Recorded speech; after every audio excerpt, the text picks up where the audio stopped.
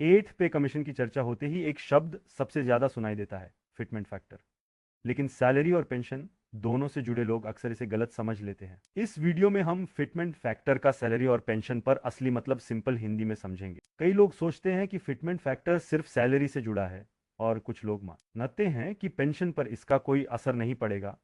असलियत इन दोनों के बीच है। सबसे पहले समझते हैं कि फिटमेंट फैक्टर होता क्या है। फिटमेंट फैक्टर एक मल्टीप्लायर होता है। जब भी नया पे कमीशन लागू होता है, पुराने बेसिक पे को रिवाइज करने के लिए फिटमेंट फैक्टर का इस्तेमाल किया जाता है। मतलब आसान भाषा में कहें तो पुराने बेसिक पे को फिटमेंट फैक्टर से मल्टीप्लाई करके नया बेसिक पे तय किया जाता है।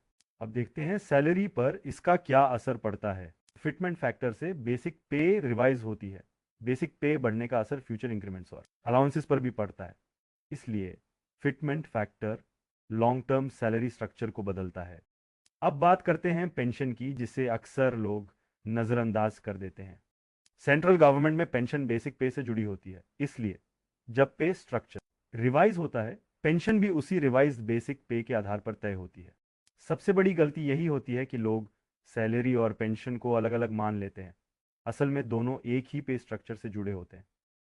एथ पे कमीशन की प्रोसेस इस समय चल रही है। फाइनल रिकमेंडेशंस और गवर्नमेंट नोटिफिकेशन अभी नहीं आए हैं, लेकिन कॉन्सेप्ट वही रहेगा। पे स्ट्रक्चर रिवाइज होगा और पेंशन उसी रिवाइज स्ट्रक्चर के आधार पर तय होगी। सोशल मीडिया पर चलने वाले नंबर्स और क्लेम्स पर भरोसा करना सही नहीं है। फाइनल क्लैरिटी हमेशा गवर्नमेंट नोटिफिकेशन के बाद ही आती है। तो समरी में समझिए, फिटमेंट फैक्टर बेसिक पे रिवाइज करने का तरीका है। इसका असर सैलरी और पेंशन दोनों पर पड़ता है, और फाइनल क्लैरिटी नोटिफिकेशन के बाद ही आती है।